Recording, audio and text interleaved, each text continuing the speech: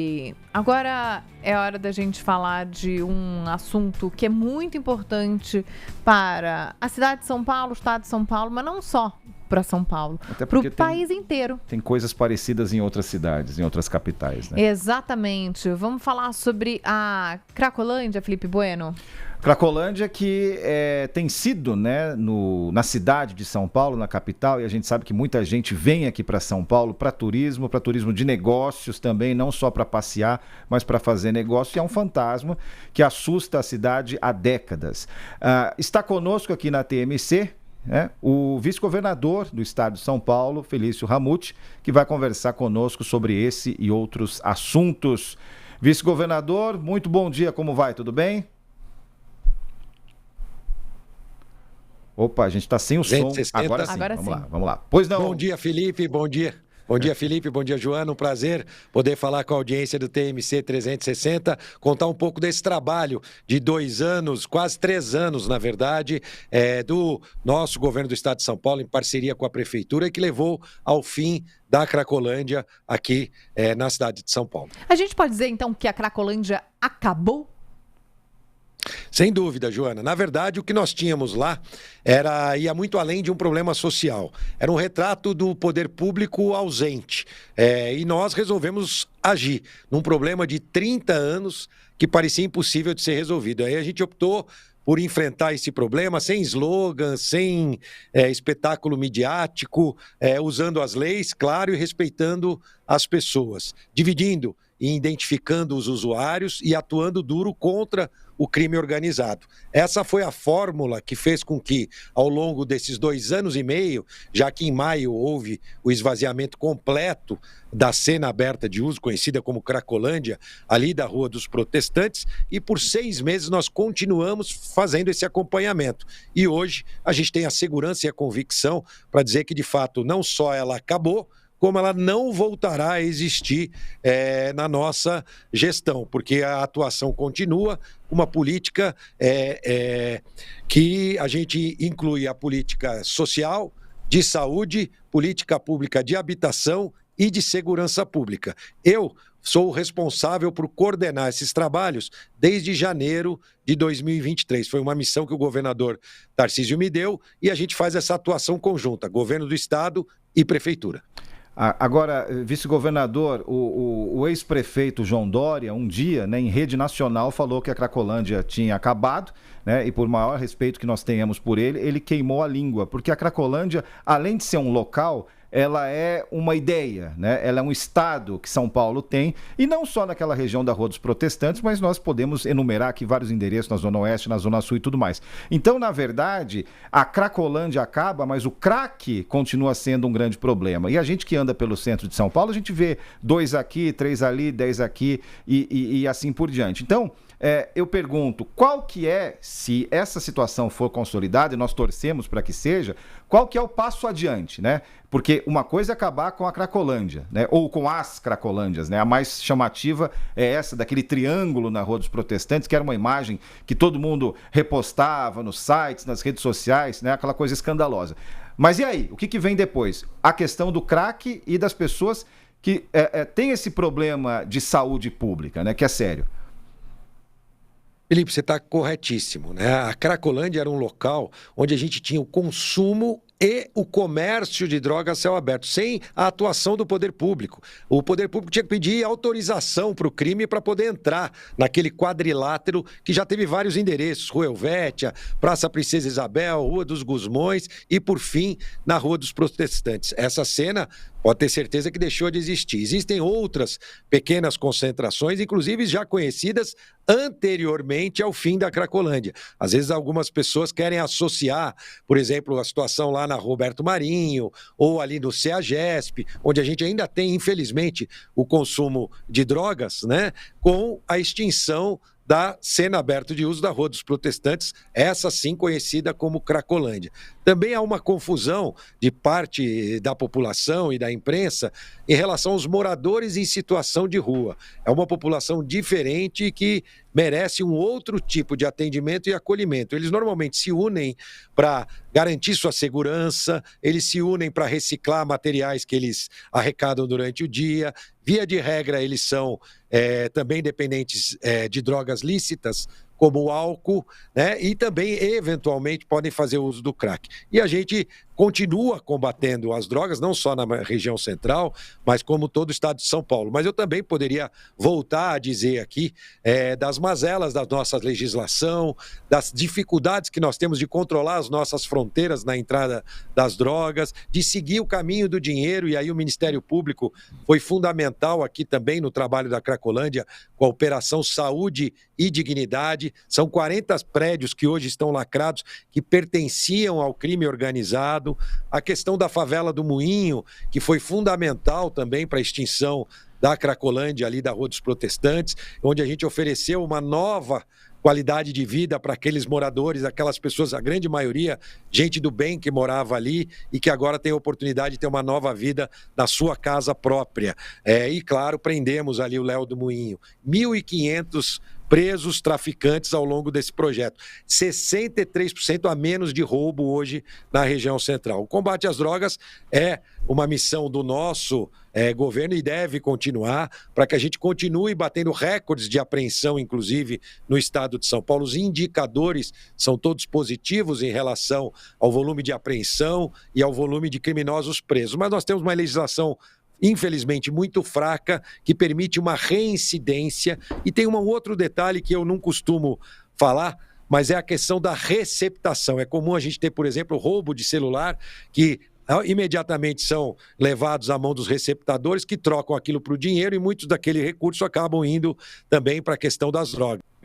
Algum usuário que acaba roubando um celular, fazendo aquele quebra-vidro e depois trocando isso por dinheiro e, consequentemente, depois por droga. Eu, por exemplo, talvez você conheça, eu não conheço nenhum receptador preso.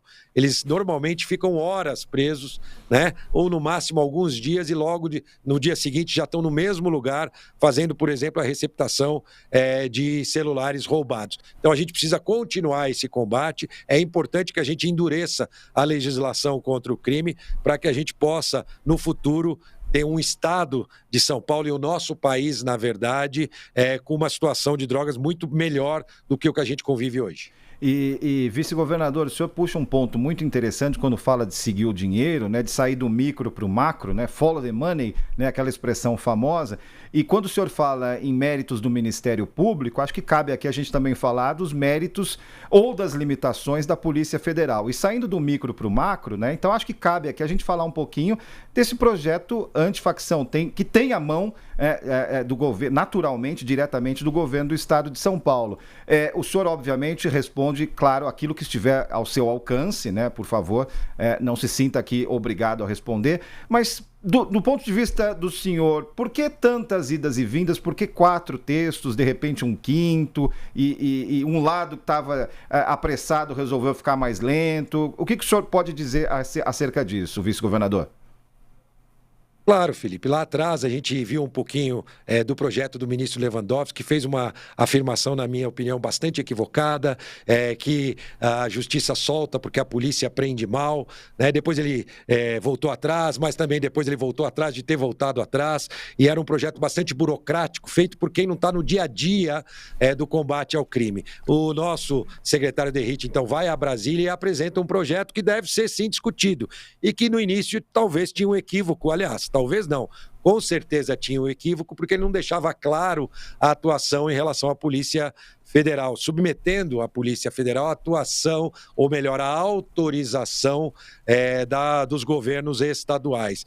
Ele entendeu que isso não estava sendo bem interpretado, mudou, fez algumas alterações, e essa é a discussão do Congresso. Aliás, os verdadeiros representantes do povo, é o poder legislativo. Então eu defendo, sim, uma discussão, mas a gente não pode nem pensar em ter algo parecido com aquilo que o governo federal havia apresentado inicialmente em relação ao projeto de combate ao crime, e o nosso secretário de RIT, hoje ex-secretário, né? Porque hoje atua como deputado federal, tem trabalhado para tentar ampliar o diálogo e a gente conseguir aprovar algo que seja importante e bom para a população. A gente tem que tirar essa questão ideológica de lado, né, e tentar criar uma maioria ali no Congresso para que a gente aprove um projeto endurecendo, sim, as penas, que esse é o principal ponto. Primeiro, estavam dizendo que queria equiparar o terrorismo, na verdade, queriam transformar em terroristas aquele tipo de atividade criminosa, mas o que nós queríamos, de fato, lá atrás, era fazer com que houvesse uma equiparação de crimes. Agora ele está até,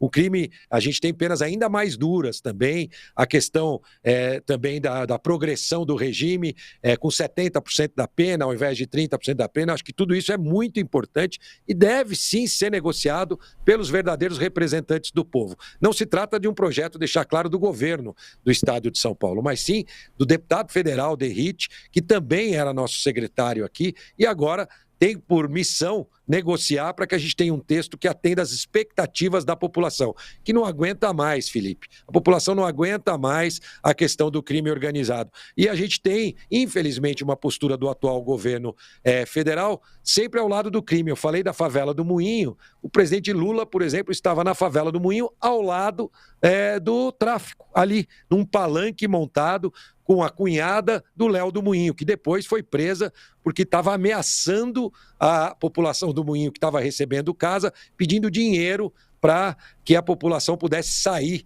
ali do Moinho com segurança. Então, a gente vê que, lamentavelmente, este governo federal, e mais especificamente o nosso presidente Lula, que também falou uma frase bastante infeliz, que eu tenho certeza que é aquilo que ele imagina, sim, que é o que ele pensa de verdade. Talvez um ato falho, falando aquilo que ele pensa, ao invés daquilo que o seu marqueteiro orientou ele a falar. Então, sim, a população está cada vez mais atenta e exige que o Congresso dê uma resposta em relação ao endurecimento das penas para os crimes mais graves, mas eu acho que vai ser um trabalho ao longo dos próximos anos para que a gente possa discutir ainda outros tipos de penalidades e da legislação, a questão da audiência de custódia, tudo isso tem que ser bastante discutido com a sociedade. Vice-governador, só para a gente encerrar de uma forma bem rápida e tentando resumir aqui todas as participações que a gente está recebendo dos nossos ouvintes, telespectadores em relação a esse assunto, muita gente, claro, de São Paulo falando sobre outras pequenas cracolândias, né, que foram se formando.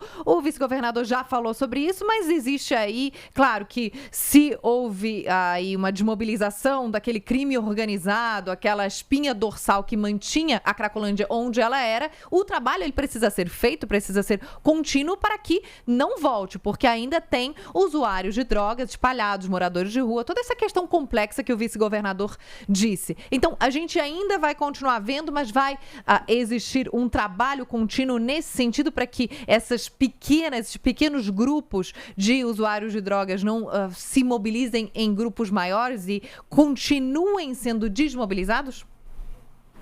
Olha, Joana, isso não vai acontecer, né? Que se mobilizem em grupos maiores e nós não vamos deixar isso acontecer. Em relação aos pequenos grupos, a gente precisa atuar, sim, claro, porque nós estamos falando ali de comércio, principalmente contra o traficante e a abordagem que a gente permanece fazendo, oferecendo o tratamento. Já foram 28 mil pessoas que foram internadas ao longo dessa jornada de quase 3 anos de atendimento especial com esse foco na região central. É claro que é uma missão e uma obrigação do governo do estado continuar combatendo o crime, seja em pequenas proporções ou em grandes proporções. Mas a população de São Paulo não verá mais uma grande concentração de usuários sem a atuação do poder público. E também na região central, nós temos mais uma notícia importante, se me permitir, Felipe e Joana, que é o leilão dia 28 do novo centro administrativo, ali na região central, na Praça Princesa Isabel. A gente falou da intervenção humana, mas também agora vamos falar da intervenção urbana, com a concentração dos 65 prédios que estão espalhados do estado ali na região central, na Praça Princesa Isabel, onde nós teremos 22 mil servidores. O leilão acontece dia 28, são 5 bilhões de investimentos que vai trazer ainda mais vida também para a região central. E em relação voltando às pequenas concentrações, é uma missão e uma obrigação nossa continuar atuando nisso. Concentrações que sempre existiram, mas que hoje têm um olhar especial e um atendimento usando a mesma metodologia que nós usamos na Rua dos Protestantes. Joana, eu tive agora em São Francisco. Eu diria que lá, sim, eu encontrei várias cracolândias ali em São Francisco. Zona de livre uso sem a atuação do governo. Isso não vai voltar a existir na cidade de São Paulo. Vice-governador, fica então marcado uma próxima conversa, Nós que andamos aqui bastante para o centro de São Paulo, pelo centro de São Paulo, a gente marca para analisar esses próximos passos aí, volta a conversar, tá certo? O maior prazer, Felipe, foi um grande prazer poder participar da Transamérica TMC, né? Foi a minha estreia aqui com vocês, né? E eu estou sempre à disposição. Bom dia a todos. Seja bem-vindo, ótima semana.